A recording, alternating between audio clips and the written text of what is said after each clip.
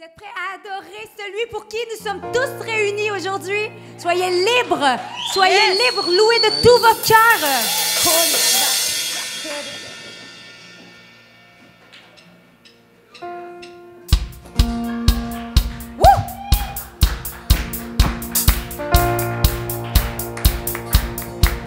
Que ton nom résonne en ce lieu. Que ton nom résonne en ce lieu. Que ton nom résonne en ce lieu. Que ton nom résonne en ce lieu. Que ton nom résonne en ce lieu. Que ton nom résonne en ce lieu. Que ton nom résonne en ce lieu. Jésus, que ton nom résonne en ce lieu. Que les murs tremblent au son de nos louanges, alors que nos voix s'unissent à celles des anges. Répands sur nous ton esprit, ta puissance. Jésus, le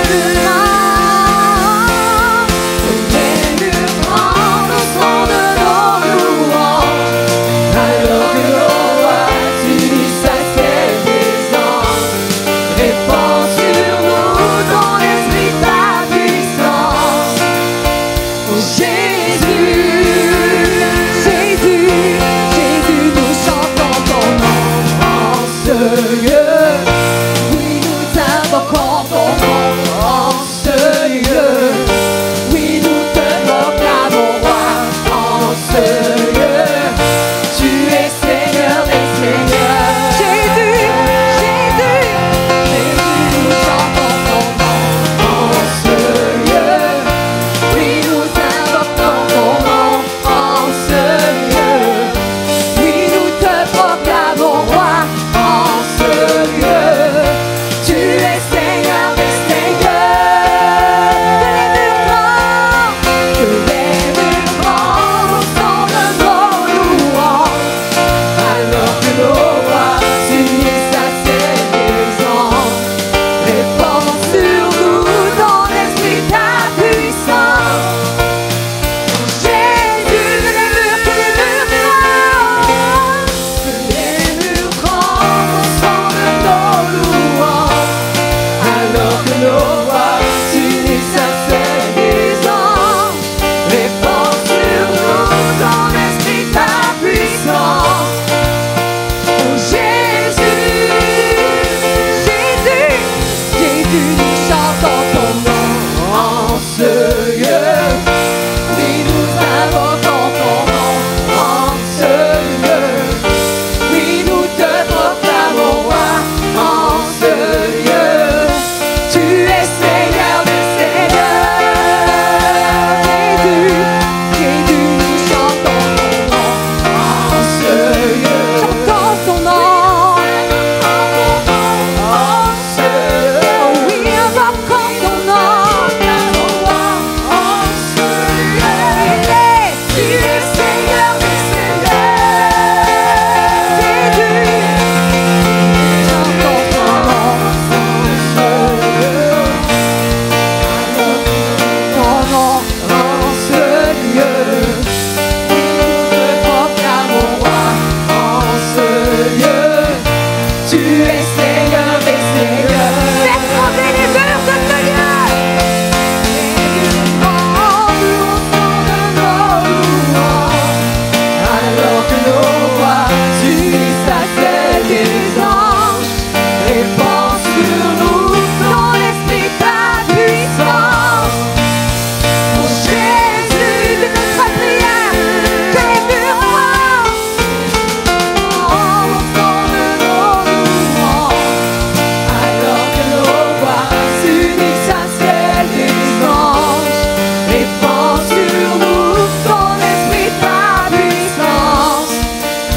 Oh Jésus, que ton nom résonne en ce lieu. Que ton nom résonne en ce lieu. Que ton nom résonne en ce lieu. Jésus, Jésus, que ton nom résonne en ce lieu. Encore une fois, que ton nom résonne en ce lieu. Jésus, Jésus, que ton nom résonne en ce lieu. Que ton nom résonne en ce lieu. Que ton nom résonne en ce lieu. Jésus, que ton nom résonne en ce lieu. Que les murs tremblent au son de nos louanges, alors que nos voix s'unissent à celles des anges. Répands sur nous ton esprit, ta puissance.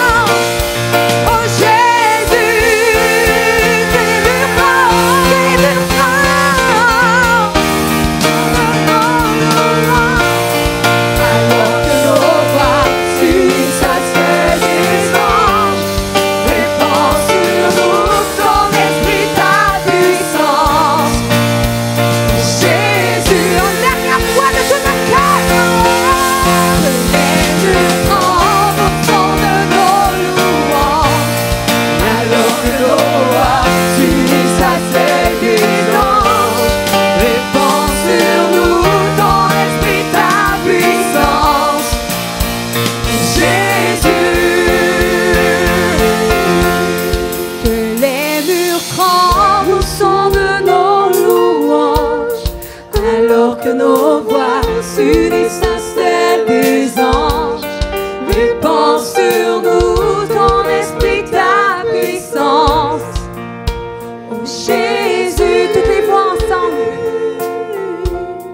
Que les murs tremblent au son de nos louanges, alors que nos voix s'unissent à celles des anges. Répands sur nous ton esprit, ta puissance. Jésus. Oh Jésus. Oh, nous t'adorons. Nous t'élevons dans ce lieu.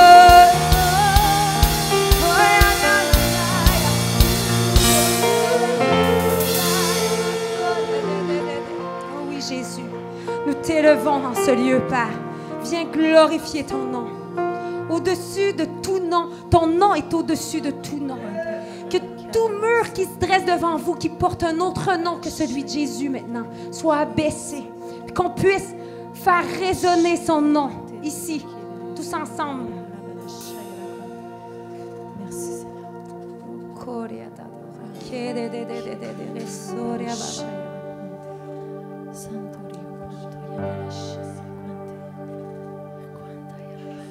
Toutes les générations devant lui prosterner entonneront ce cantique à l'agneau. Ceux qui nous ont précédés et ceux qui nous suivront entonneront ce cantique à l'agneau. Toutes les générations, que les générations devant lui prosterner entonneront ce cantique à l'agneau. Ceux qui nous ont précédés et ceux qui nous suivront entonneront ce cantique à l'agneau. Ton nom est le plus grand, ton nom est tout puissant, ton nom est au-dessus de tout. Puissance, autorité, royaume et dignité, ton nom est au-dessus de tout. Ton nom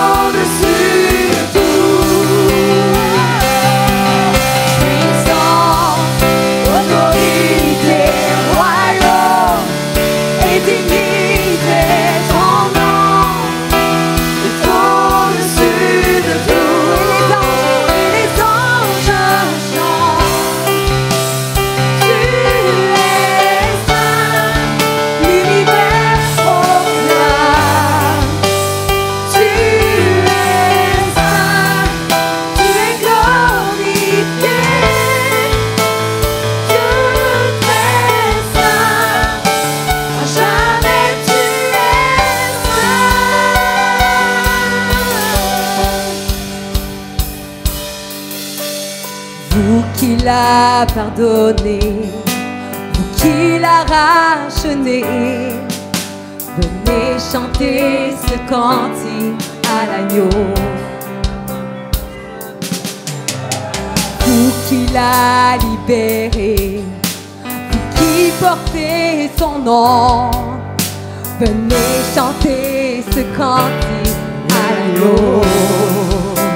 Voix résonne pour l'éternité.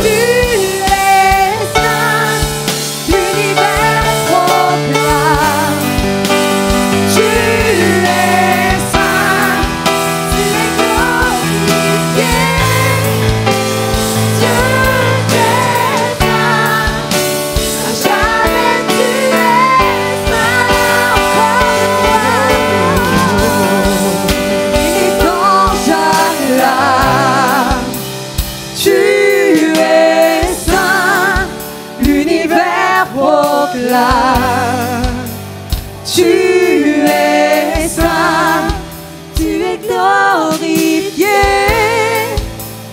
Dieu très saint, à jamais tu es saint.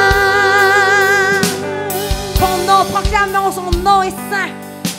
Ton nom est le plus grand, ton nom est tout puissant, ton nom est au-dessus de tout.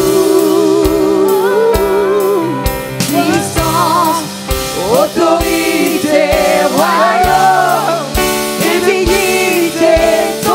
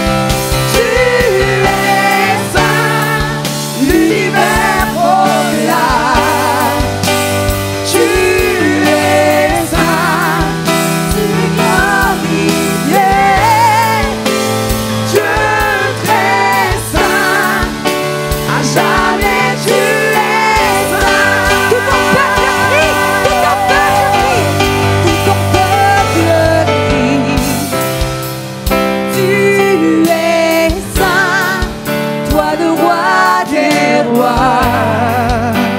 Tu es saint, Dieu d'éternité. Tu es saint, à jamais tu es saint. Les voix entendent, tout ton peuple crie. Tu es saint, toi le roi des rois. Tu es saint, Dieu d'éternité. Tu es saint, jamais tu es saint. Une dernière fois, tout ton peuple crie. Tu es saint, toi le roi des rois. Tu es saint, Dieu d'éternité. Tu es saint, jamais tu es saint. Dieu d'éternité, Dieu d'éternité. Tu es saint, jamais tu es saint. Tu es saint. Dieu d'éternité, Dieu d'éternité. Oh Seigneur, Tu es saint, jamais tu es saint. Dieu d'éternité. Tu es saint, jamais tu es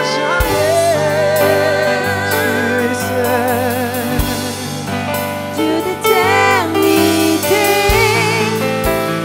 Tu es saint, jamais tu es saint.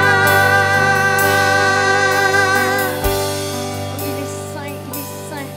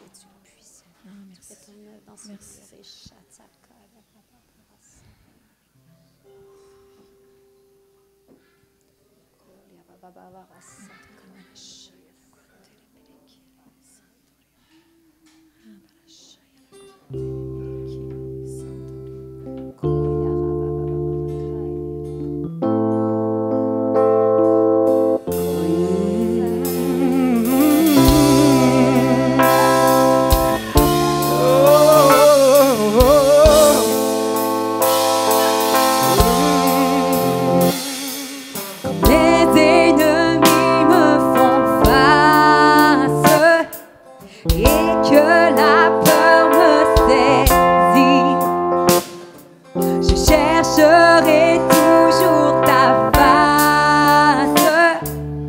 Je sais que tu peux agir. Je chanterai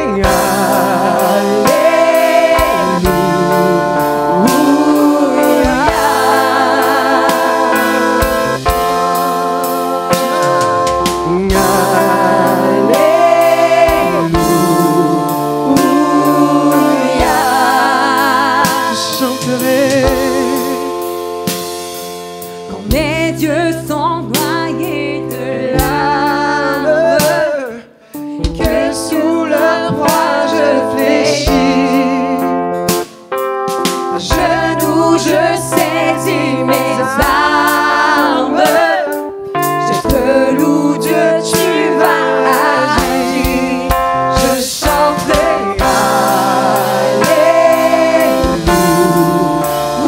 Alléluia. Je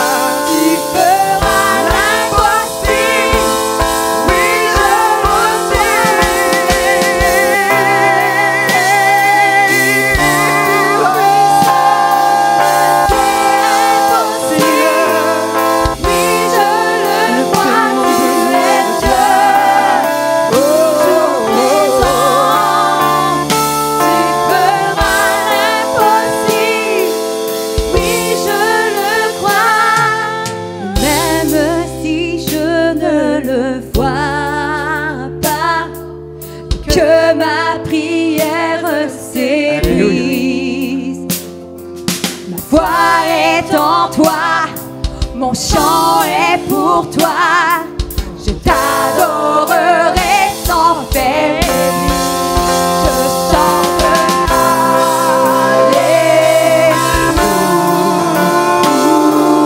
Alléluia. Chantons-le ensemble, Alléluia.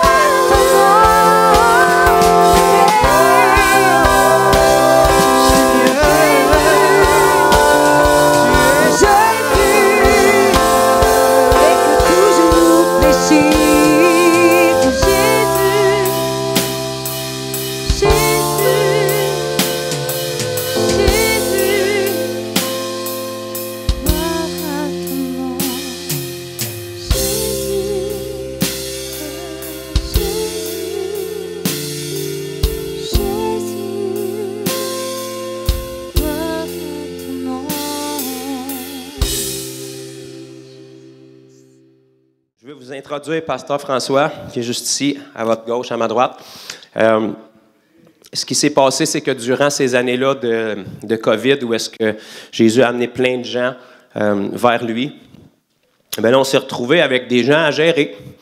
Parce que Jésus vous sauve, comme vous êtes. Puis là, après, bien, il commence à vous changer. Quand vous venez à Jésus, vous n'arrivez pas parfait. Vous arrivez imparfait. Lui, il vous rend parfait dans votre esprit. Puis la mesure où vous obéissez, c'est le temps que ça va prendre pour que votre chair commence à être parfaite comme votre esprit l'est.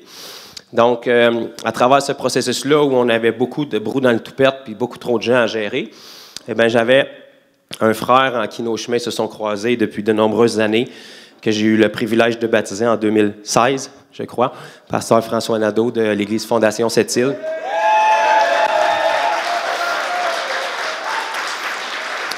Et puis, j'ai dit à François, on a un beau problème, puis on a besoin d'aide, fait que je pense qu'on devrait se mettre ensemble pour être capable de gérer tous ces gens-là. Donc, c'est ce qui s'est passé. Donc, on a commencé à travailler plus étroitement ensemble, notre ministère, avec l'Église Fondation Sept-Îles, malgré la distance. Et puis, eh bien, en cours de route, il y a quelque chose qui s'est développé. Et puis, ça a été d'une grande aide aussi pour les besoins qu'on avait. Et puis, vraiment, je voulais donner un thème, puis une lancée à cette fin de semaine-là. Pour pas qu'on vienne juste ici pour cocher sur le calendrier. Je suis venu, j'ai tapé des mains, puis j'étais présent, puis j'ai eu le tag, et peu importe. Donc, je voulais vraiment que cette fin de semaine-là puisse servir à quelque chose. Et comme probablement chacun de vous, dans la majorité de vos églises que vous allez, vous faites peut-être flatter dans le sens du poil à l'année longue, bien, on va faire quelque chose de différent cette fin de semaine. On va vous secouer un peu, et puis on va vous encourager, et puis on va glorifier Jésus sur les œuvres que Jésus fait. Donc, je voulais que François puisse venir nous partager un petit peu qui il est pour que vous le connaissiez, si vous ne le connaissez pas encore. Et puis, qu'il nous partage un petit peu comment est-ce que le Seigneur s'est servi de lui sur la Côte-Nord pour faire des choses extraordinaires.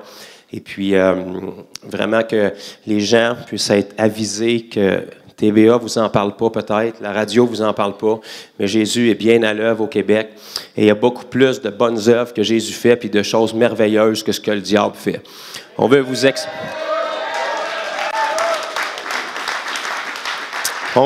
inonder d'informations négatives pour que vous soyez complètement dépourvus devant les œuvres du diable. Mais vous savez, une touche de la bonté de Dieu efface des années de misère que le diable fait. Dieu est capable de plus grande bonté que le diable est capable d'atrocité. Je vais répéter ça. J'ai dit, Dieu est capable de plus grande bonté que le diable est capable d'atrocité. Donc, ça ne me dérange pas ce que c'est les œuvres du diable dans votre vie, ce que vous avez entendu, ce que vous avez vu. Mais si vous venez vers celui qui vous veut du bien, il va déverser sa bonté dans une mesure plus élevée que les atrocités que vous avez vécues, en sorte que sa bonté va vous faire oublier puis effacer ce que vous avez vu et vécu. Et on veut vraiment vous partager avec mon frère François, ce matin, ce que Jésus a fait sur la Côte-Nord, puis ce qu'il est en train de faire. Et puis après, je veux vous repartager un petit peu rapidement aussi qu'est-ce que Jésus a fait à travers nos vies depuis le début. Et puis, on va vous annoncer des belles choses. Donc, j'inviterai mon frère François, si vous voulez l'accueillir.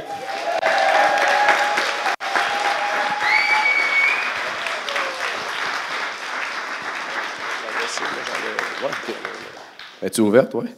Non? 2 petites secondes.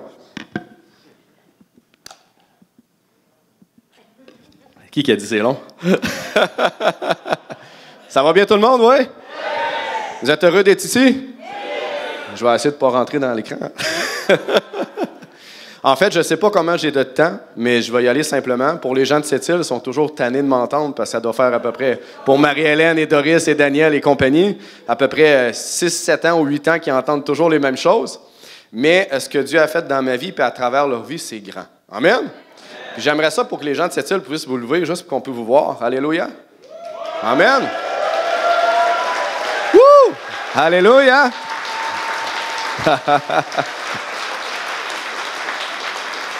Amen.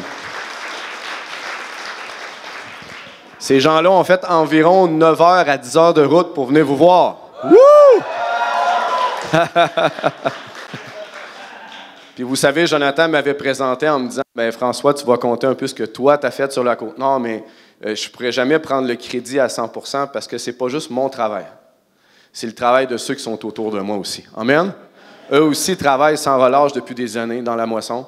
Eux aussi ont des épreuves, ont des persécutions, ont des problèmes, vivent des situations qui ne sont pas faciles, parce qu'on va se dire la vérité, est-ce que la vie chrétienne, c'est facile?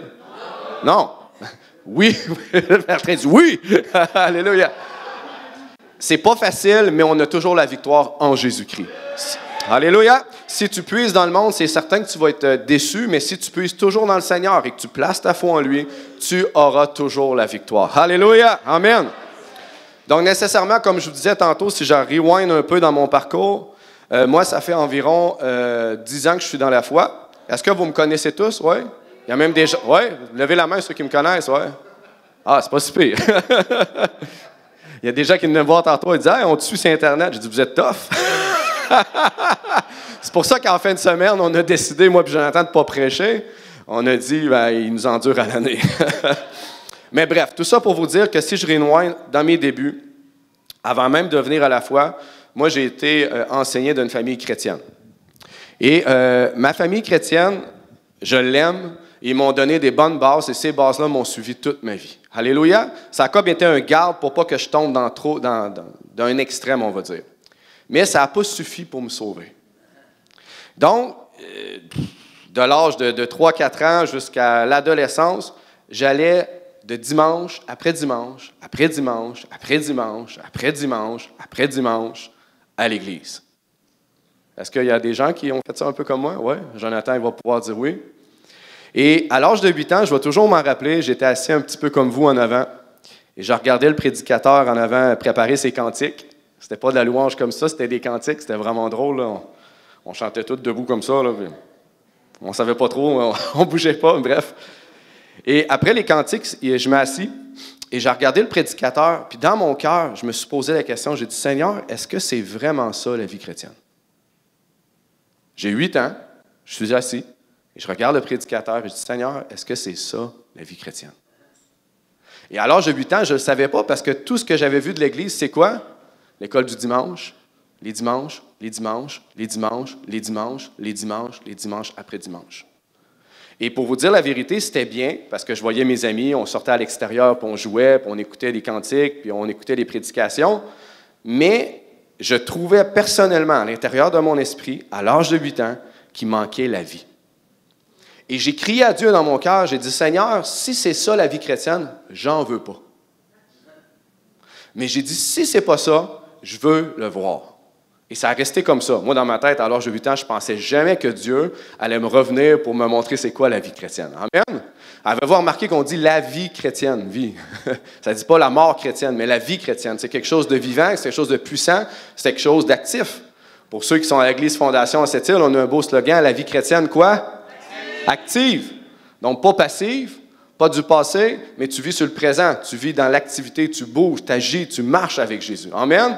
Il n'y a pas de meilleure vie chrétienne. Mais à l'âge de 8 ans, je ne savais pas ces choses-là. Parce que tout ce qu'on m'avait montré, même que c'est bon, la louange, que c'est bon les dimanches après dimanche, ce n'était pas suffisant pour moi. Parce que je trouvais qu'il manquait quelque chose. Donc, après ça, j'ai tombé dans l'âge de l'adolescence et je suis allé dans le monde. Parce que le monde était beaucoup plus intéressant pour moi que qu'est-ce que je voyais les dimanches. Et là, frères et sœurs, j'ouvre une parenthèse, je ne suis pas en train de vous dire que vous ne devez pas aller au dimanche dans vos églises. Amen. C'est important d'être en communion fraternelle pour apprendre à grandir, pour être en communion les uns avec les autres, puis entendre la parole de Dieu. Mais ce n'est pas la totalité. C'est juste un plus. La vie chrétienne, tu devrais la vivre à tous les jours. Amen. Donc, nécessairement, quand j'étais dans le monde, mais j'ai joué du monde. Dans tous les excès que vous pouvez penser, je l'ai fait. Et j'étais hautain, j'étais très colérique. Je le répète toujours, je vais toujours en rire. Je m'avais acheté un pick-up de 70 000 avec un skidoo de 20 000 que je n'utilisais pas juste pour flasher pour que tout le monde voit que j'ai de l'argent. C'était ça ma vie. J'avais des lunettes fumées d'aviateur et tout le monde me voyait dans mon pick-up comme ça.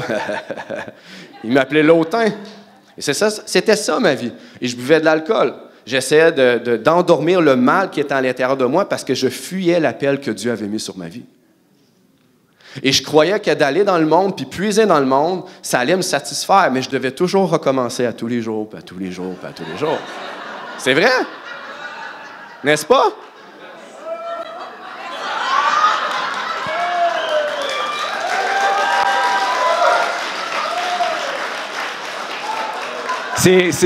C'est qui contrôle les TV?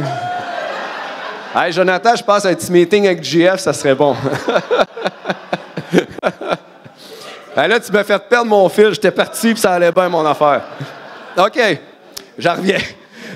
Donc, j'ai fait ma vie comme ça jusqu'à l'âge de 27 ans où j'ai rencontré Jésus puissamment comme un dirou. Amen? Donc, l'homme que j'étais, impatient, colérique, méchant, hautain, qui vivait dans le péché à fond, que mes beaux-parents connaissaient, que ma femme connaissait, que mes amis connaissaient, que mes parents connaissaient, du jour au lendemain, j'étais plus pareil. Wouh! Alléluia! Wow, amen! Je vais toujours m'en rappeler la journée que je me suis converti à mon bureau, à mon travail, puis que le Seigneur m'a donné la conviction. Il m'a dit, François, si tu meurs aujourd'hui, tu ne viens pas avec moi parce que tu es pécheur. Puis j'ai donné ma vie. Je suis allé aux toilettes, puis je me suis regardé dans le miroir, puis j'ai dit, wow! J'ai dit, c'est la première fois que je vois mes yeux briller de même. Alléluia! Mais moi, je pensais pouvoir cacher ma foi puis garder ça pour moi. Mais je me suis fait coincer parce que quand j'arrivais le soir chez nous, puis j'ai ouvert la porte, ma femme était en train de faire la cuisine, puis à la seconde, écoutez bien, c'est vrai ce que je vous dis, à la seconde que j'ai ouvert la porte, elle s'est tournée, elle fait, qu'est-ce que t'as fait là? J'ai dit, de quoi que j'ai fait là? Elle dit, t'es pas normal, t'es pas comme d'habitude. J'ai dit, de quoi, j'ai pas comme d'habitude? Elle dit, tu brilles.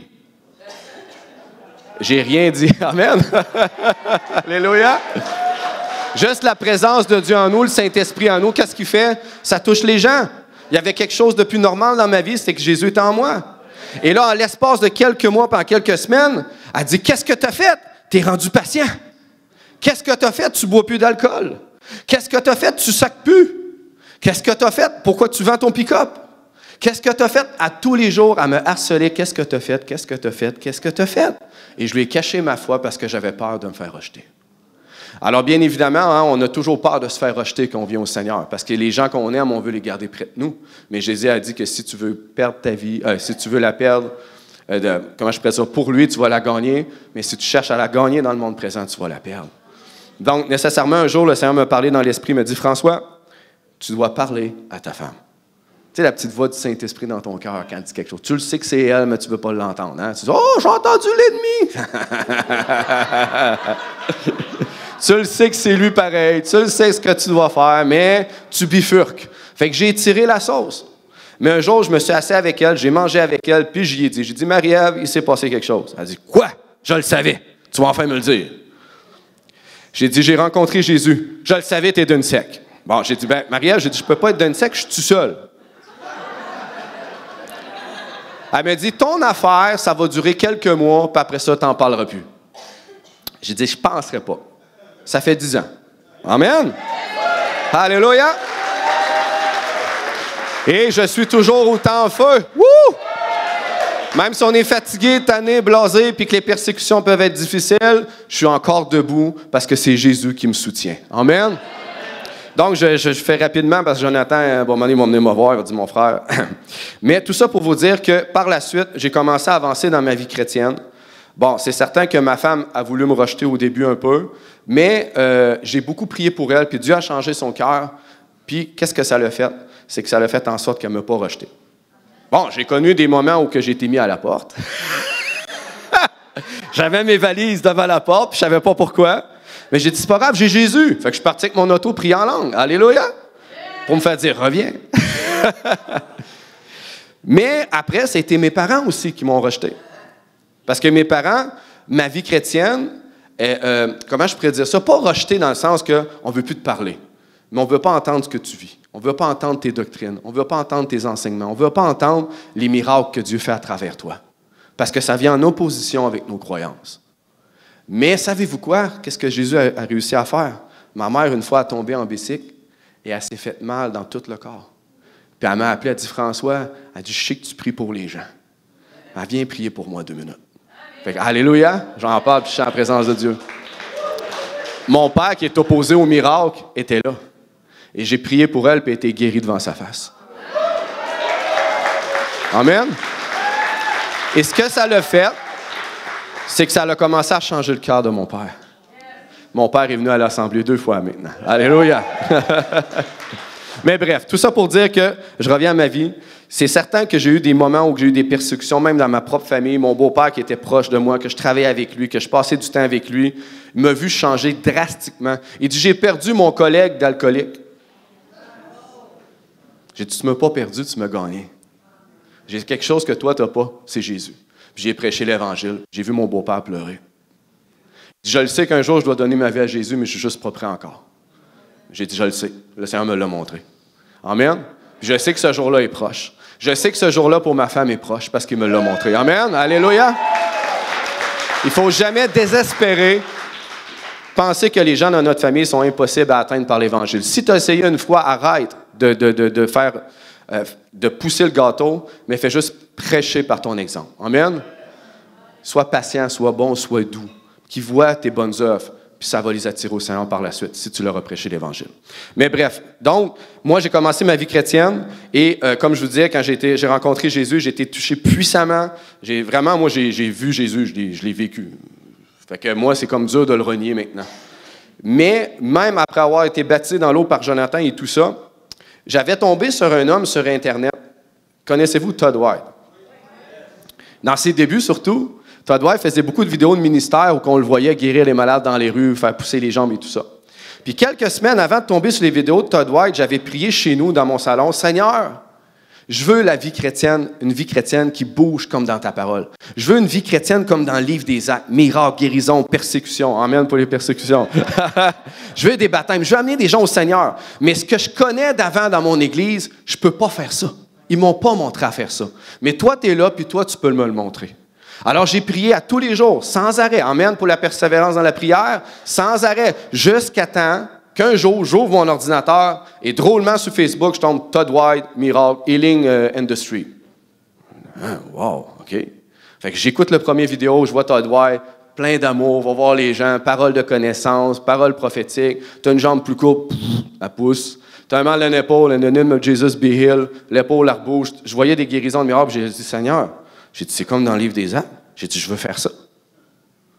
Puis j'ai juste entendu le Seigneur dire, va, et fais-le. Ouais, c'est facile à dire yes, mais quand c'est ta première fois et que tu es tout seul, le yes, c'est facile dans ta tête, mais dans tes actions, c'est autre chose. Donc, j'ai commencé à écouter toutes les vidéos de Todd White parce que ça anime la foi, puis c'est bon. J'étais allé valider dans la parole de Dieu, voir si ce qu'il faisait, c'était bon. Puis j'ai dit, OK, c'est en accord avec ta parole. Donc, j'ai dit, je vais le faire. J'ai dit, Seigneur, donne-moi... Je vais essayer de ne pas regarder les écrans. Si vous voyez une photo compromettante, ne regardez-la pas. Peut-être que tu pourrais mettre la photo, moi puis Jonathan, à la retraite où j'ai eu dans notre chambre. Joël est là. Non. Mais tout ça pour dire que j'ai vraiment prié, puis j'ai dit, Seigneur, j'ai dit, je veux que tu me donnes ma première opportunité pour pouvoir prier pour un malade. Moi, je m'attendais au Walmart, je m'attendais un peu partout. Non, c'était à mon bureau, à mon travail. J'étais assis. Pour la première fois de ma vie, il y a quelqu'un qui rentre dans mon bureau. Ouf, je ne sais pas ce qui se passe aujourd'hui, j'ai mal dans le dos. Oh non! J'ai pas prié pour lui. Mais je me suis mis à pleurer. J'ai dit, Seigneur, je te demande pardon, donne-moi une autre occasion. Il dit, écoute, et fais-le. J'ai entendu ça dans mon esprit. Il y a quelqu'un qui passe en avant de mon bureau. Ah, que j'ai mal à la tête aujourd'hui. J'ai dit, Seigneur, c'est le directeur, je peux pas y aller. Fait que j'ai laissé passer. Là, j'étais dans mon bureau, puis je pleurais. Oh, Seigneur, j'ai désobéi. J'ai dit un autre shot, s'il te plaît. Il y a une de mes collègues que je connais, que j'avais parlé déjà du Seigneur avec elle, elle rentre dans mon bureau, elle dit, hey, François, j'ai mal des genoux aujourd'hui. Jamais, depuis des années que je les connaissais, ils se plaignaient de leur douleur. Drôle de coïncidence, n'est-ce pas? Fait que j'ai dit, José, est-ce que tu me permets, je vais prier pour tes genoux? Elle dit, ben oui. Elle dit, je le veux. Fait que j'ai prié pour ses genoux, puis la douleur est complètement partie. Amen? Alors, j'ai commencé à avancer dans ma vie chrétienne comme ça, à avoir des occasions à mon travail. On est plus de 200 employés à l'usine. Je pense que les plus de 180 ont passé. Fait que fiez-vous sur moi, quand j'ai passé à TV à TVA, à l'usine à mon travail, ils savaient j'étais qui. Ma patronne a eu plus de 200 textos pour dire « Hey, on a vu ton guérisseur passer à TV. » Mais tout ça pour dire qu'à partir de ce moment-là, ce petit pas de foi-là que j'ai fait m'a juste affirmé dans la vérité pour être capable de faire le prochain. Et là, ça a commencé comme ça. 1, 2, 3, 4, 5. Mais écoutez bien ceci, là, je vais skipper. Ça m'a pris 3 ans de persévérance, d'acharnement, de prière, de pleurs, de découragement, de persécution pour amener une personne au Seigneur. Et cette personne-là qui est venue au Seigneur a délaissé le Seigneur après 2 mois. Fait que c'est décourageant un peu, n'est-ce pas? Mais j'ai persévéré, et un jour, alléluia, un jour, ouais, mon frère, moi je suis touché, un jour, il y a Marie-Hélène, il y a Daniel, il y a Doris, il y a Samuel. Je me suis retrouvé environ, là je l'ai peut-être oublié, désolé, je me suis retrouvé du jour au lendemain avec 8 à 10 personnes à prendre en charge. Amen? Mais écoutez bien ceci. 3 ans ou 3 ans et demi d'acharnement à avoir aucun résultat au niveau du baptême. Je voyais des miracles, des guérisons, je persévérais, je ne lâchais pas parce que la parole, ce que Dieu dit, il l'accomplit. Amen? J'étais peut-être d'un terrain où ça n'avait peut-être pas été beaucoup de semences, beaucoup arrosé, mais je savais que si je persévérais, il y allait avoir des âmes qui allaient venir au Seigneur. Amen? Et mon objectif, mon focus, et le but que je voulais atteindre, c'est d'avoir des âmes qui puissent être sauvées. Je n'avais jamais de toute ma vie pensé à faire une église. Parce que, fiez-vous sur moi, si je l'avais su, j'aurais fait autre chose. Vous savez, aux États-Unis, le pasteur, c'est un des métiers les plus difficiles. Dans les top 10 des métiers les plus difficiles aux États-Unis, ils ont fait un top 10 à peu près, et je pense que c'était 3e pasteur. Parce que pasteur, il faut que tu enseignes, il faut que tu écoutes, il faut que tu encourages, il faut que tu exhortes, il faut que tu guérisses, il faut que tu visites, il faut que tu évangélises, il faut que tu prophétises, il faut que tu bâtisses, il faut que tu diriges, il faut que tu gères. La liste, elle n'en pas finir, frère et soeur, c'est une liste incroyable. Puis là, il faut que tu sois un bon modèle. Il faut que tu pries, tu passes du temps avec Dieu, tu as ta famille, tu as tes enfants. Ceux qui sont dans le ministère, vous le savez, c'est quoi? C'est difficile. Il faut vraiment que tu aies la grâce de Dieu pour pouvoir faire le ministère dans lequel Dieu t'a appelé. Sinon, tu vas faire un burn-out puis tu vas tomber, comme beaucoup de gens. Et c'était pas ce que je voulais. Loin de là. Mon cœur, c'était de sauver une âme. Et je disais, Seigneur, si c'est juste une âme, c'est une âme, au moins j'aurais fait mon travail. Mais je voulais une âme. Je voulais un baptême. Je voulais quelqu'un qui vienne à Christ. Je ne m'aurais jamais imaginé que par la suite, ça aurait été 8 à prendre en charge. Et ces 8-là, du jour au lendemain, lorsqu'ils sont venus, 8 ou 10, sont venus au Seigneur, j'avais environ peut-être 3 ans et demi, 4 ans dans le Seigneur, donc j'avais un petit bagage, j'avais appris à marcher dans le Seigneur, j'étais enseigné, je savais comment un peu leur démontrer ce que moi j'avais appris. Mes frères et sœurs, 8 à 10 nouveaux, c'est quelque chose. Avez-vous déjà amené des gens au Seigneur, ouais? Ça se peut-tu qu'ils sont beaucoup dans la chair?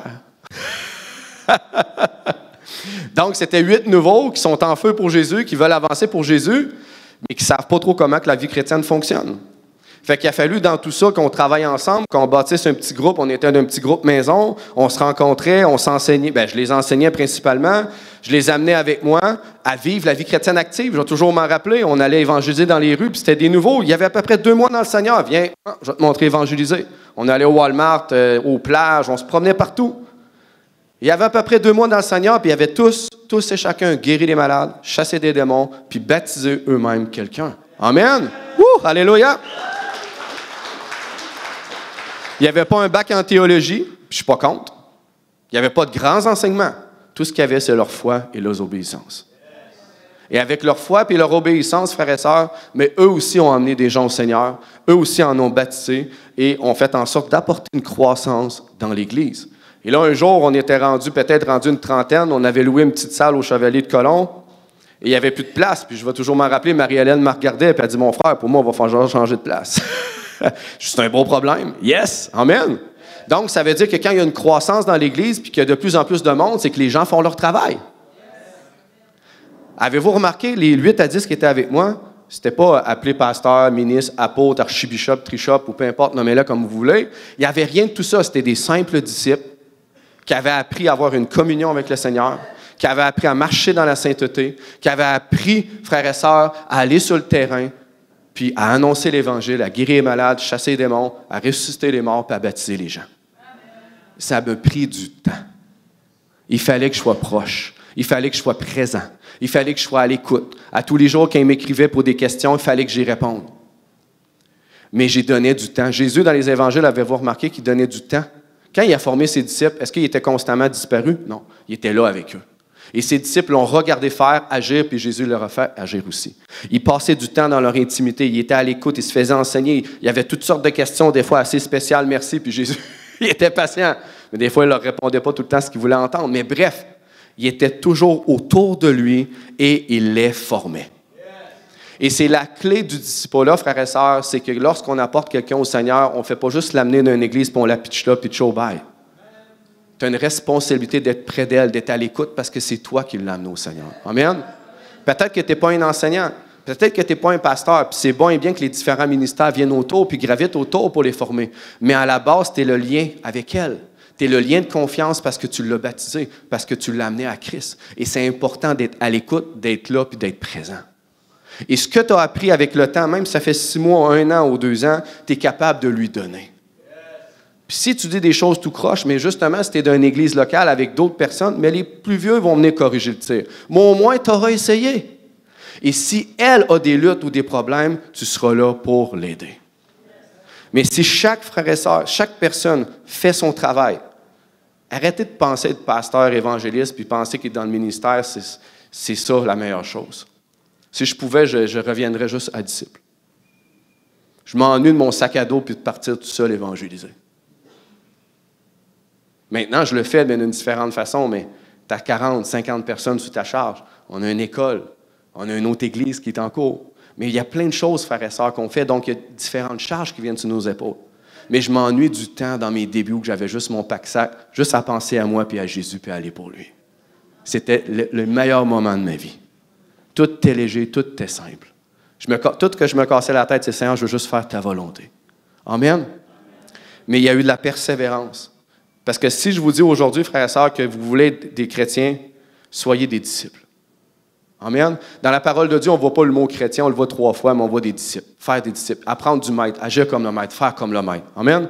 Et c'est à ça que vous êtes appelés. Donc, dans ma vie chrétienne, il n'y a personne autour de moi, même dans mon église, ou même les frères et sœurs qui étaient présents avec moi, qui m'ont montré à avoir une vie chrétienne active. Je l'ai vu dans le livre des Actes, je l'ai vu à travers la vie de Jésus, et je l'ai copié-collé dans ma vie. Et savez-vous quoi? J'ai vu le résultat. Et si toi, aujourd'hui, tu décides de dire, OK, c'est beau et bien, je vais à l'église, je suis en communion fraternelle, mais je veux plus, je veux aller plus loin. Fais juste regarder la vie de Jésus, puis agis comme lui. Des perdus, il y en a partout sur la terre. Peu importe où tu vas, il y en a des gens qui ont besoin. Tu n'as jamais essayé, va au Walmart faire ton épicerie, puis demande au Seigneur, je vous lance un défi. Demande au Seigneur, Seigneur, s'il y a quelqu'un qui a besoin, mets-la sur ma route. Et je peux vous garantir que vous allez arriver au bon moment devant elle, puis vous allez dire, oh non. Mais posez-vous la question, qu'est-ce que Jésus ferait à ta place? Est-ce que Jésus passerait à côté? Je n'ai pas le temps. Le fromage m'attend. Les enfants dans l'auto? Non. Jésus prendrait le temps, puis s'arrêterait, puis irait la voir. Et chaque petit pas de foi que tu vas faire va t'affermir et tu vas être capable d'en faire un 2e, puis un 3e, puis un 4e. Amen? Et pour revenir, ça a le prix de la persévérance, donc de l'acharnement. Je vois Jonathan qui s'en vient, avec sûrement que mon temps doit être sa fin.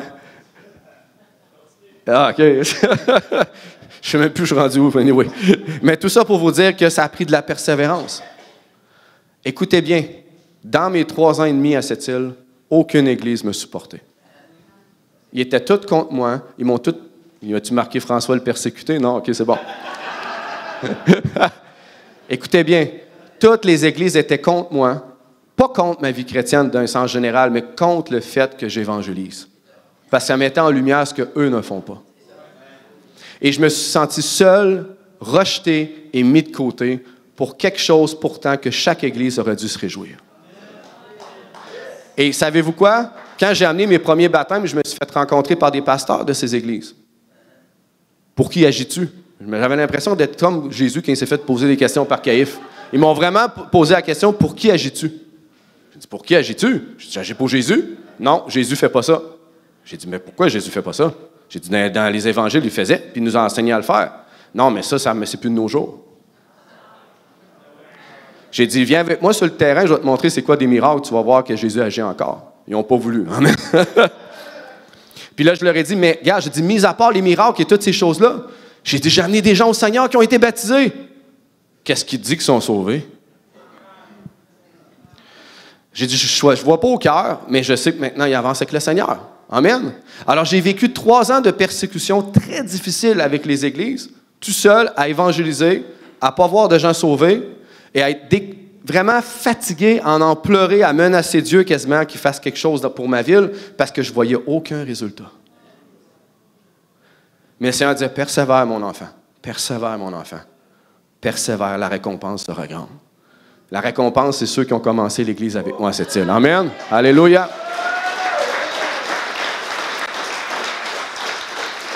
Et ces gens-là qui sont avec moi à cette île, bien évidemment, ils m'ont vu grandir aussi dans ma vie chrétienne, ils m'ont vu faire des erreurs, ils m'ont vu dans mes imperfections, ils m'ont vu dans mes bons jours. Je les ai vus aussi dans leurs bons jours et dans leurs mauvais jours.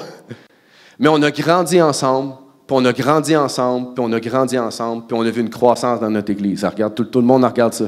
Persévérez, vous verrez les percées. C'est bon, mon frère, tu t'améliores.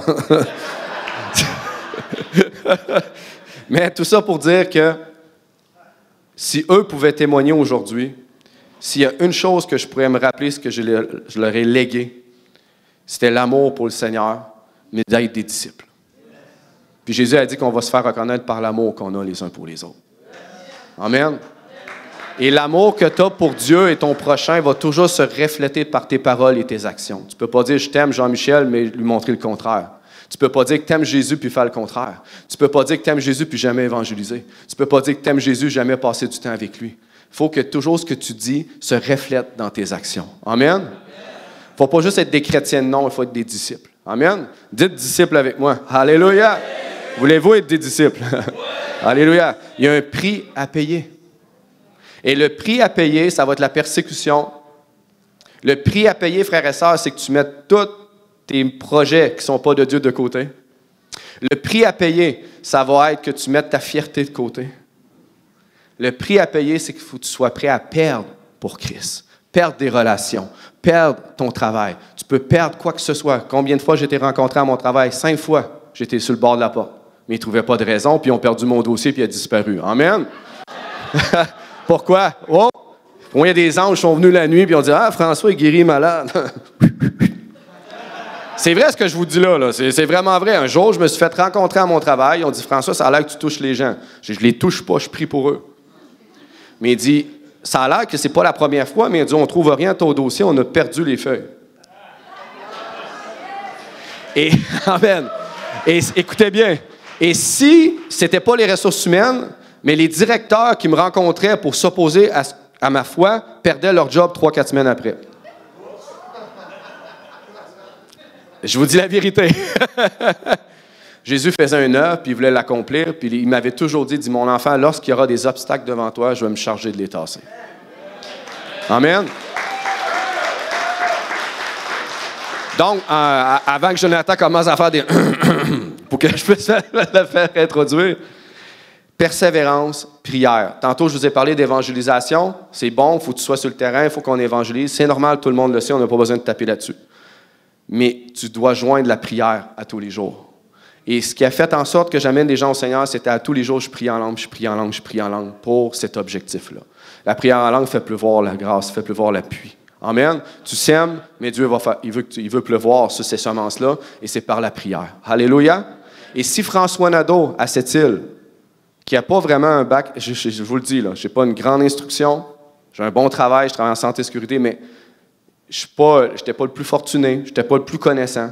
Si Dieu a pu m'utiliser, un peu comme Pierre, un peu comme les apôtres, qui n'avaient pas beaucoup d'instruction, mais qui avaient juste un cœur, puis qui étaient obéissants pour le Seigneur. Si j'ai pu faire en sorte de bouleverser ma ville à un tel point, même que la ville de cette île vous a nous empêché d'évangéliser.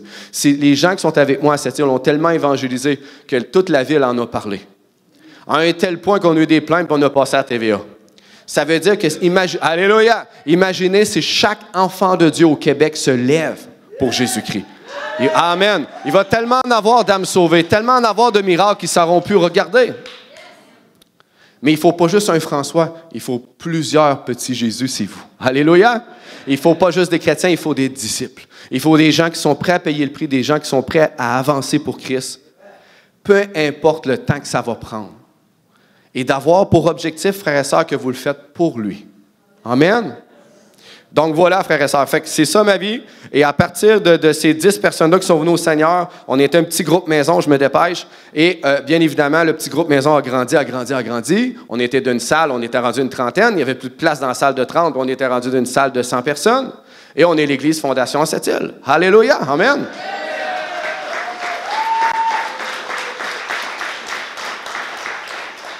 Mais l'Église Fondation, c'est pas pasteur François, c'est chaque disciple qui est présent. Amen. C'est un travail d'équipe.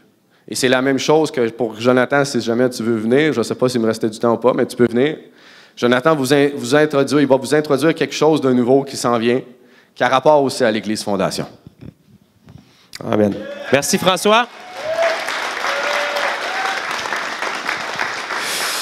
Et surtout, merci Jésus, parce qu'on ne va jamais mettre l'emphase suffisamment. Ce n'est pas l'affaire d'un être humain. Dieu passe par des êtres humains, mais c'est une question d'obéissance.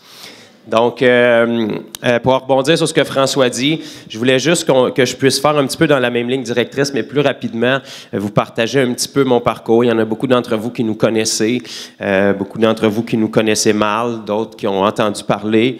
Donc, je veux juste vous dire un petit peu qu'en parallèle de ce que François vivait, à peu près à 10 heures de route de cette île, il y avait moi à Granby qui a vécu à peu près la même chose. Peut-être 6 mois, 1 an là, avant, là, moi je suis venu au Seigneur en 2013 et puis j'ai eu une rencontre radicale avec Jésus, un arrière-plan un peu comme François, où est-ce que j'ai passé 28 ans de ma vie à croire en un Dieu dans lequel je ne croyais pas vraiment, jusqu'à temps qu'il vienne me dire pourquoi tu dis que tu es chrétien puis que je n'avais pas de réponse à y donner. Et puis ça m'a lancé sur une quête pour le rencontrer puis il m'a changé. Fait que quand je suis venu à lui, j'ai dit, j'ai perdu 28 ans de ma vie, maintenant il n'y a plus de temps à perdre, rachète le temps. Fait que depuis ce temps-là, je m'arrange pour que le diable fasse des cauchemars en pensant à moi, puis j'essaie d'en contagier le plus en chemin. Donc ça, c'est mon témoignage en 30 secondes. Mais en marge de ça, après être venu à Christ en 2013, et la première chose qui a commencé à bouillir dans mon cœur, c'est de voir les Québécois être sauvés. Et puis, je pense que ça devrait être ce qui brûle dans vos cœurs aussi, peu importe le ministère que vous avez ou que vous n'avez pas, c'est pas une question de ministère, c'est une question de si tu as la cure au problème de l'humanité, tu peux pas regarder le monde souffrir autour de toi sans avoir le désir de faire quelque chose. Sinon, tu as besoin d'une touche de Jésus. Donc, mon désir, c'était de voir des gens venir à Christ. Il a fallu en 2014, après un temps de jeûne, que le Seigneur vienne m'ouvrir les yeux sur une réalité vraiment simple pour me dire... Tu sais, mon enfant, c'est pas au monde à venir à l'Église, c'est à l'Église à aller vers le monde. Ça a l'air d'une révélation, mais ça fait pas mal 2000 ans qu'elle nous a été donnée. Puis là, j'ai pris une pause, puis je me suis dit, mais l'Église, c'est moi, ça? En tout cas, c'est une partie de l'Église qui est moi. Fait que j'ai commencé à prendre mon petit courage, comme François a fait, puis à aller vers le monde. Puis je me suis dit, ben OK, si tu me demandes de faire ça, il doit y avoir quelqu'un qui a fait ça avant. Puis là, j'ai checké dans la Bible, j'ai trouvé Jésus. Fait que je me suis dit, pour moi, il y avait des bons trucs. Fait que j'ai regardé ce qu'il faisait. Puis là, Jésus, je me suis rendu compte que dans les évangiles, son mode d'opération était sensiblement toujours le même. Il arrivait quelque part, peu importe c'était où, il trouvait quelque part, il guérissait tout ce qui bouge, puis il chassait tous les démons. Puis après, quand tout le monde voulait savoir ce qui s'était passé, bien, il leur annonçait le royaume de Dieu. Fait que je dis, bon, OK, c'était peut-être pas la meilleure façon, mais c'est celle-là qu'il a décidé de prendre. Là, j'ai laissé le temps aller, j'ai continué à aller, puis j'ai vu que les apôtres, bien, il leur a dit de faire la même chose, ils ont fait la même chose, puis ils ont eu les mêmes résultats. Fait que dans Luc 9, par exemple, il les a envoyés, puis il leur a dit, trouvez une ville, rentrez dedans, guérissez les malades, puis après, bien, dites-leur ce qui vient de se passer, puis annoncez le royaume de Dieu. Fait qu'il semblerait que ça a marché pour eux autres aussi, puis ça a continué de même. Fait que je me suis dit, OK, je vais essayer ça.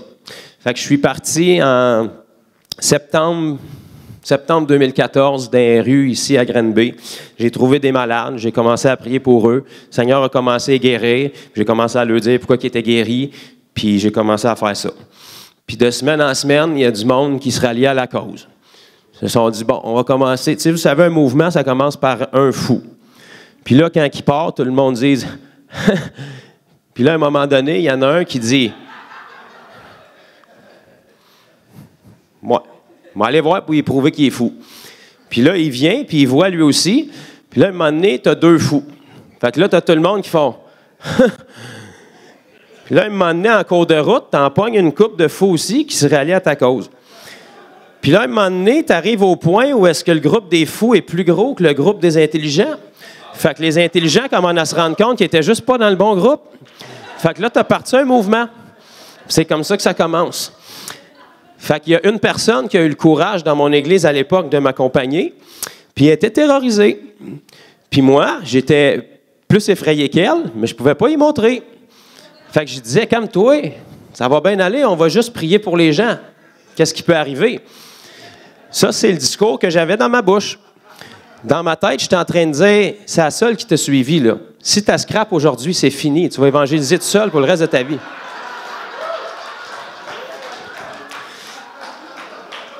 Fait que là, j'étais allé au parc, puis j'ai pogné un gars qui avait le cou barré, puis qui souffrait beaucoup, puis j'ai prié pour lui, puis j'ai dit, Jésus veut te guérir, puis veux-tu que je prie pour toi? Puis il m'a dit, ben écoute, il avait pitié, tu sais.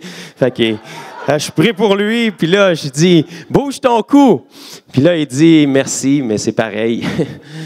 Et là, j'ai dit, ben c'est correct, je vais reprier encore. Puis je prie 4 fois pour lui, puis il dit, tu sais, ça va pas partir, là. Tu peux pas prier pour quelqu'un puis que ça parte, mais tu es vraiment gentil, par exemple, je te remercie. Il était gentil, mais il avait vraiment pitié. Tu sais, il était comme, pauvre garçon, il doit être un peu, tu sais, priez pour moi, ça fait 30 ans que j'ai mal au cou, tu sais. Mais c'est vraiment gentil, par exemple. Il pogne la main de sa fille, bye-bye. Puis là, ma partenaire est là, puis elle dit rien, tu sais. Puis là, fait que moi, je dis, c'est de même au début, souvent, là, tu sais, fait que... Fait que là, je me reviens de bord. Puis là, il y a une madame qui s'en vient avec une botte sur le pied. Une botte de fracture. Fait que j'ai dit, Seigneur, comment est-ce que t'es bon? Fait que là, j'ai dit, tu vois ce que le Seigneur a fait, viens avec moi. Fait que là, on s'en va vers elle. Puis j'ai dit, madame, vous avez une belle botte au pied, et il doit se passer quelque chose. Elle dit, non, ça va, moi, je la garde juste pour sécurité, j'ai pas mal. OK. Et là, l'autre fille qui était avec elle, elle dit, moi, j'ai mal, par exemple. Moi, là, je me suis blessé, je me suis déchiré des trucs dans l'épaule, puis le matin, je dois faire des exercices dans la piscine tous les matins pour me réchauffer. Elle dit, j'ai même peur des fois que ça soit le cœur, tellement ça tire quand je bouge mon épaule. Fait que là, j'ai dit, ben parfait, nous, on est ici au parc, comme la majorité des gens, là, pour prier pour vous. Fait que là, elle accepte que je prie pour elle. Fait que là, la fille qui est à côté de moi, ben, elle se dit, on vient de scraper le premier, on va encore avoir de l'aide démêlée là. Fait que là, je prie pour la fille, dans le nom de Jésus, et Paul soit guéri. Teste ça. Elle dit, qu'est-ce que tu m'as fait? C'est pire. Là, la fille à côté de moi, elle commence à s'effacer dans les armes pour s'en aller, tu sais. Fait que là, je le sais pas, mais j'ai surpris ma bouche en train de dire, c'est normal, ça fait ça des fois, mais on va reprier puis ça va partir. Là, je me suis dit, pourquoi tu viens de dire ça? Parce que ça va te prendre un plan C si ça marche pas, là, tu sais. Fait que j'ai repris la même affaire. Épaule, sois guéri maintenant. Fait que là, elle me regarde, les yeux grands comme des 2 piastres, puis elle me dit, je sens plus rien. Ça fait 2 ans que j'ai pas pu faire ça. J'ai vraiment plus mal. Puis là, je perds le contrôle. Elle est comme trop contente, là, tu sais. Fait que là, j'ai dit, mais je le savais. Je vous l'avais dit que vous alliez être guéri. Puis là, je dis à la fille, tu l'avais dit qu'elle serait guérie. Puis là, pendant qu'elle capote, tout le monde passe sur la piste cyclable, puis ils se disent, qu'est-ce qui vient de passer là? Puis elle a dit, je suis guérie, j'ai plus mal, ça fait 2 ans, j'ai mal. Fait que là, à partir de ce moment-là, tout le monde qu'on accostait dans le parc était super ouvert. Fait que ça, c'était ma première sortie. C'est glorieux, puis c'est excitant, hein? Fait qu'on se transpose environ 2 ans plus tard à faire ça chaque semaine. Puis à ne pas voir personne venir à Jésus. Bon, il y a moins d'emmerde, là. OK. On recrute. Qui c'est qui veut... Fait que chaque semaine, j'étais dans les rues quelque part au Québec, puis on voyait des miracles se produire, puis on donnait l'Évangile aux gens. Sans voir personne nous sortir, genre, comme dans la Bible, que pouvons-nous faire pour être sauvés? Ou c'est la plus belle chose qui est arrivée dans ma vie, je veux me repentir, ou quelque chose qui ressemble à ça, tu sais, ou juste même, aïe, aïe, je serais intéressé d'en savoir plus. Non, rien de ça. Fait que j'ai fait ce que je savais faire, j'ai continué à faire la même chose. Fait que je me suis dit, dans le fond, si j'arrête, ça risque pas d'être mieux. Parce que s'ils ne se convertissent pas quand je les évangélise, d'après moi, ils ne se convertiront pas si je les évangélise pas. Fait que j'ai dit, je vais mettre les chances de mon bord, je vais continuer pareil.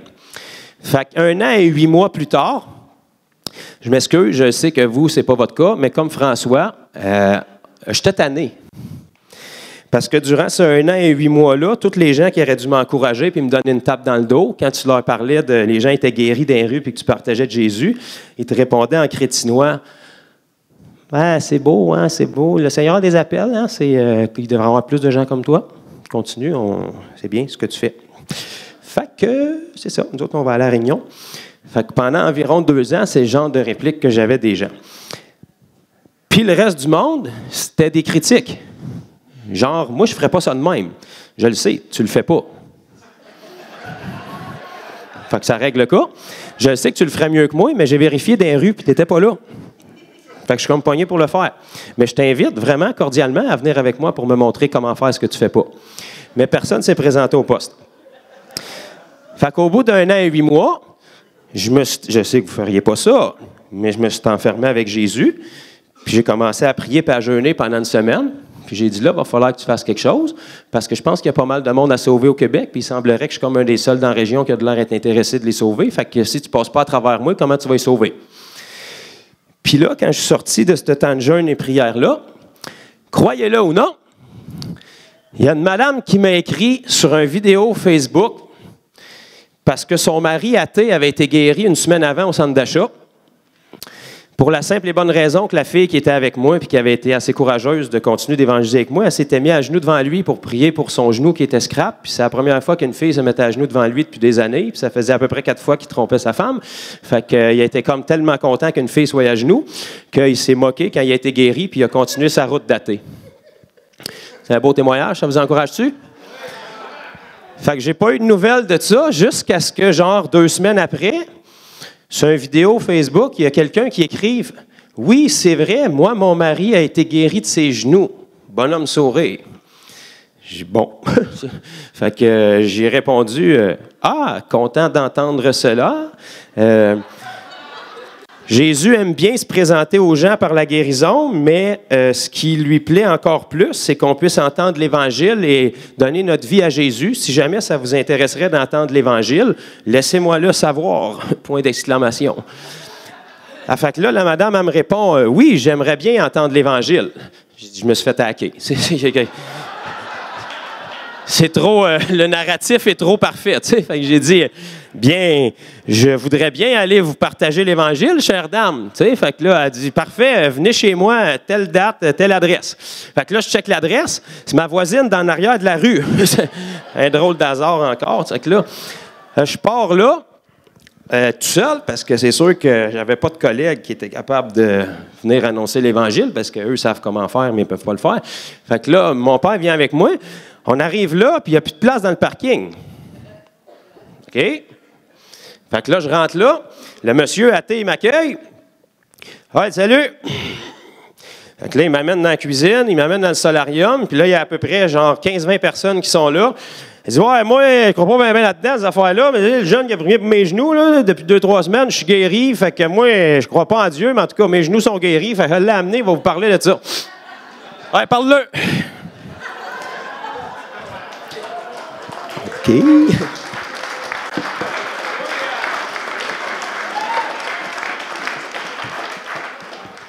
Fait que je me suis dit, à défaut d'avoir un plan, je vais essayer de rester avec celui-là de Jésus.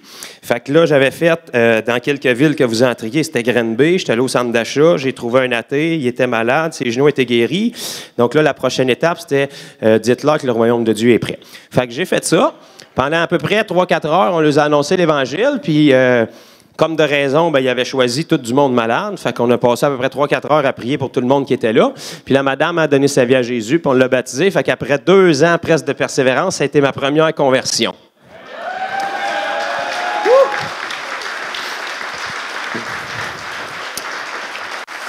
Mais si j'aurais arrêté à 1 an et 7 mois et 29 jours, il y a des chances que je ne l'aurais pas eu.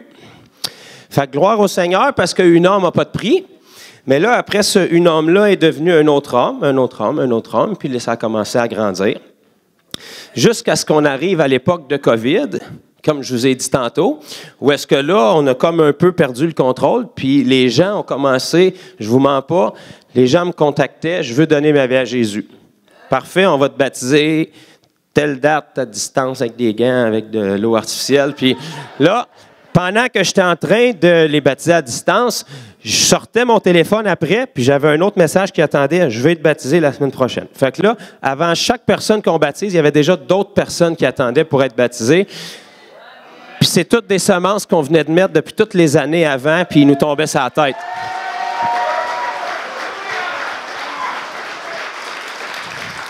Je sais pas quoi vous dire.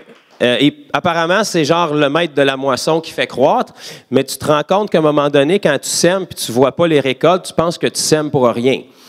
Mais il y a quelqu'un qui fait croître les semences, puis à un moment donné, tu te retrouves en grave problème, puis tu te dis « Pourquoi j'ai semé autant? » Parce que là, je pognais une récolte, puis elle ne ressemble pas tout le temps à ce que je voudrais avoir comme récolte, puis maudine qu'elle est demandante. Fait que je me suis retrouvé dans la saison de COVID à dire quelque chose que je sais que vous n'auriez pas fait. J'étais assis dans la salle de bain, je n'étais plus capable. J'ai dit, Seigneur, s'il te plaît, arrête. Sauve plus personne, puis j'évangéliserai plus pour un bout parce que là, je suis juste plus capable de les gérer. Fait que je vous avertis que si le Seigneur vous donne ce que vous voulez, ça va être du travail. Mais vous n'avez pas le choix de vouloir ce que vous voulez parce que le Seigneur vous commande de vouloir ce que vous voulez. Vous êtes supposé de voir la moisson venir à Christ. Puis je veux juste vous encourager tout de suite. Il n'y a pas d'équipe de renfort qui s'en vient. C'est vous autres puis c'est moi. Fait que ça va être ça. Il va falloir faire avec. Je le sais que vous ne vous seriez pas choisi, puis moi non plus, mais apparemment, c'est ce que le ciel avait de mieux pour nous placer dans cette génération-là, parce que ça a pire, puis c'est nous autres qui a choisi. Fait que, il ne fera pas avec nous autres parce qu'on est meilleurs, il va faire avec nous autres par forfait parce qu'il n'y en a comme pas d'autres. Fait que bienvenue dans l'équipe. Tous ceux qui n'étaient pas choisis au ballon chasseur, là.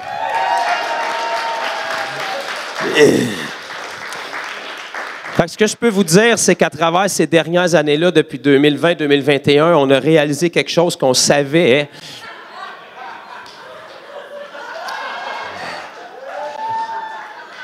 Alléluia! Ça ressemble à une nouvelle secte. On va trouver un logo et un nom, puis... Mais on a réalisé que quand que le Seigneur nous donne ce qu'on lui demande, ce qu'on supplie, ce qu'on jeûne, ce qu'on prie, ce qu'on fait des nuits de prière, qu'on imprime 1001 flyers, puis qu'on dit au Seigneur, s'il te plaît, sauve le Québec, sauve le Québec. Check bien, mais qu'il commence à le faire, comment que tu veux plus qu'il le fasse tout d'un coup. Puis on a réalisé qu'on a besoin de chaque main, de chaque pied, puis qu'un homme ou une femme, même si le Seigneur les utilise, tu vas être pris avec beaucoup trop de résultats que tu n'es pas capable de gérer. Parce qu'une graine, tu peux en planter une puis en récolter 200, juste avec une graine.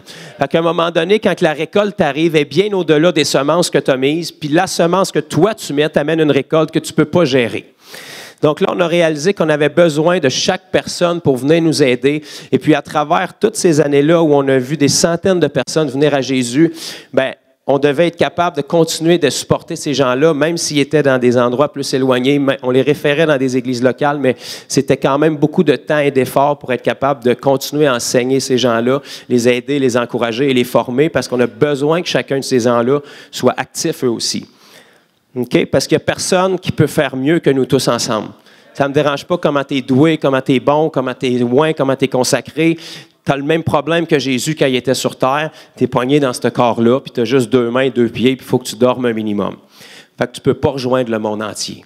En revanche, le Seigneur Jésus a un corps qui est chacun de nous. On est tous des membres du corps.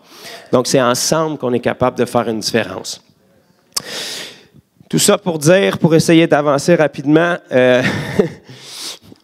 en marge de ça, à travers tout ça, j'avais des petits secrets que je n'ai pas partagés à personne, mais que je gardais dans mon cœur. C'est que depuis environ 2019 et même avant, le Seigneur avait commencé à prophétiser sur moi à travers des gens de différents pays, de différents endroits. Et je gardais ça caché parce que ce n'était pas le temps de Dieu. Et puis tous ces gens-là me disaient quelque chose de vraiment pas très agréable. Ils me disaient, le Seigneur t'utilise comme évangéliste, c'est évident, mais il y a plus que ça sur ta vie. Fait que là, tu es comme, yeah! On voit quelque chose d'apostolique sur ta vie. Eh merde, on va faire lapider. Fait que aujourd'hui, tout le monde est excité d'avoir sa carte d'apôtre, là, mais regarde leurs histoires, ça se finit généralement pas bien pour eux autres, là. Fait que j'ai décidé de garder ça de côté parce que c'était pas le temps. Hein?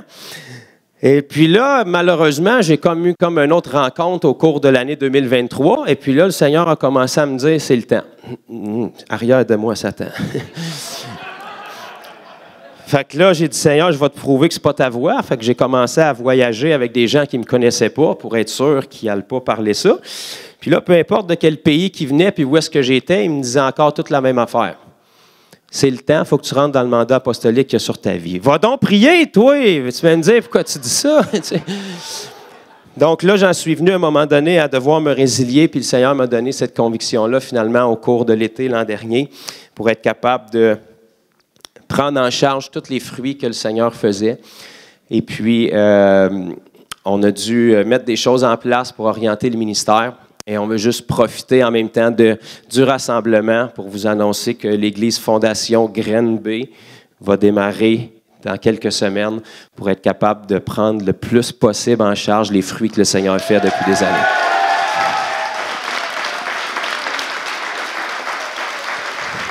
Donc, à Dieu toute la gloire. Graine B, ce n'est pas la place qui manque des églises. Puis le but, ce n'est pas d'avoir une église de plus. Le but, c'est qu'on veut être le plus efficace possible avec les gens qui viennent à Christ à travers nos vies. On a le privilège, depuis les dernières années, des fois d'être assis ensemble avec des groupes de disciples. Moi, je les truque sans qu'ils le sachent. Tu sais, je dis, on va juste comme manger ensemble, mais ils ne savent pas qu'ils sont en train de se jeter d'un guet-apens pour une étude biblique. On va juste au parc faire un pique-nique. Ça veut dire, c'est clair, tu vas être pris en sortie d'évangélisation, mais tu ne le sais pas encore. Et puis, on a le privilège dans ces événements-là, des fois, de prendre juste un petit peu de recul, puis de regarder, puis on a 4-5 générations de disciples qui sont assis devant nous. Que je n'ai pas amené à Jésus. J'en ai amené un, puis lui a amené l'autre, puis lui a amené l'autre, puis lui a amené l'autre. Et puis là, tu peux dire, wow, à cause de l'effort que j'ai investi dans cette personne-là, on a tellement de vies touchées. Et puis, c'est vraiment ce qui touche mon cœur, puis c'est vraiment comme ça qu'on va être efficace. Donc, on veut, avec François, bien évidemment, qui avait déjà l'Église Fondation depuis plusieurs années à cette île, bien, on s'est dit qu'on serait beaucoup plus efficace, puis que c'était la voie que le Seigneur me permettait de pouvoir entrer dans ce qui m'appelait plus, de pouvoir former les gens le plus efficacement, d'avoir un pied à terre. Et puis, c'est maintenant que l'Église Fondation va démarrer. Le 20 avril, ici à Graine B, on va mettre davantage de détails sur les réseaux. Et puis, on n'est pas là pour être une église parmi une autre église. On n'est pas là parce que les gens sont frustrés, blessés, puis offensés ailleurs, puis veulent essayer la nouvelle sauce au goût du jour. Il va certainement en avoir, mais c'est la même porte pour sortir que pour entrer. On veut juste tendre la main à tous ceux qui veulent se joindre vraiment au mandat que le Seigneur nous a donné. Je ne parle pas à nous, je parle à chaque personne. Et on va dire, on ne sait pas tout, mais on a la portion. Ouais. On a la portion que le Seigneur nous a donnée. On a vécu, on a validé la parole. On a vu que ça fonctionne, surtout pas à cause de nous, juste parce qu'on a obéi depuis des années. Puis on va être capable de déverser dans tous les gens qui veulent se mettre la main à la pâte tout ce que le Seigneur nous a confié avec la grâce qu'il nous a confiée. Et puis la meilleure façon de faire ça efficacement, c'est à travers un endroit où on peut déverser dans les gens, où on peut les former. Et puis qu'après ça, ils repartent, peu importe où est-ce qu'ils vont aller. Moi, je m'en fous du monde qu'il y a dans une église. J'aime mieux une église avec 10 personnes actives qu'une église avec 10 000 personnes qui dorment.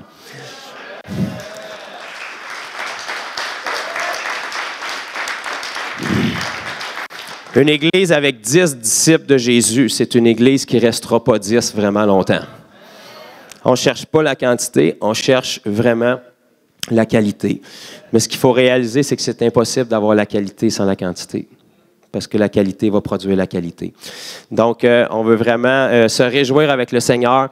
Et puis, on va, comme j'ai dit, on va partager des informations supplémentaires. Mais samedi, le 20 avril, l'Église Fondation Graine B va inaugurer, ouvrir ses portes. Et puis, on va regarder ce que le Seigneur veut faire avec ça. Et puis, évidemment, avec Fondation Sept-Îles, qu'on travaille étroitement ensemble, et Fondation Graine B, le but, c'est qu'on soit capable d'équiper le plus de villes au Québec par après et pouvoir démarrer des œuvres partout où est-ce que le besoin va être. Puis le nom n'a pas d'importance. Qui c'est qui gère n'a pas d'importance. Ce qui compte, c'est qu'on puisse vraiment former des gens efficacement qui vont être capables de faire leur travail et que leur vie chrétienne ne sera pas une souffrance à pu finir, mais va être une joie puis excitante. Amen. Donc, wow!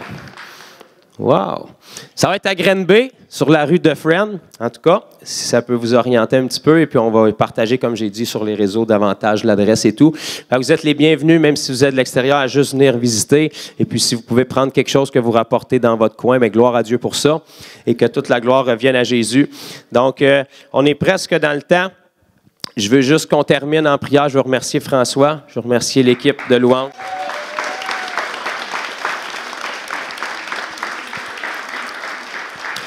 Vous allez être relâchés, comme que j'ai partagé ce matin. Si vous voulez rester de l'autre côté, si vous avez des lunchs, on a un micro-ondes, faire chauffer les trucs. Sinon, vous pouvez aller chercher, revenir ici. Libre à vous.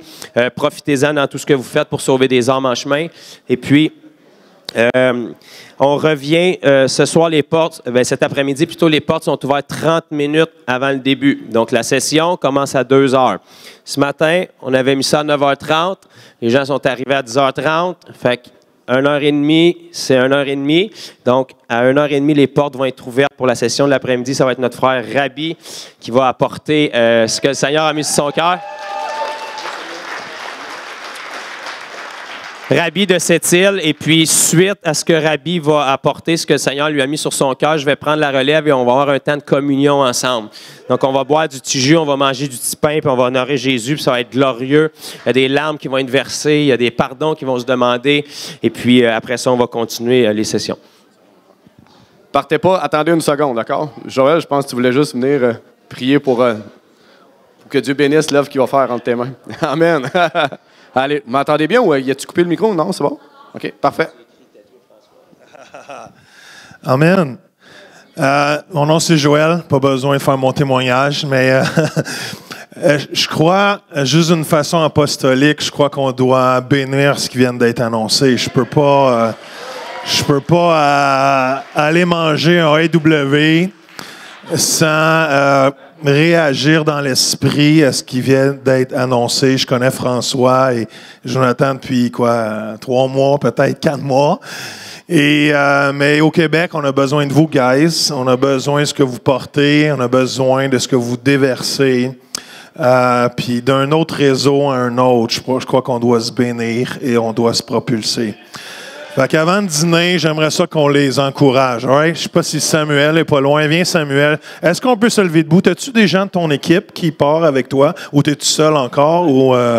Ou t'as-tu 2, 3, 4 personnes? Est-ce qu'on pourrait avoir l'équipe? Whatever qui est des starters avec eux, right? All right, c'est bon. All right, yes.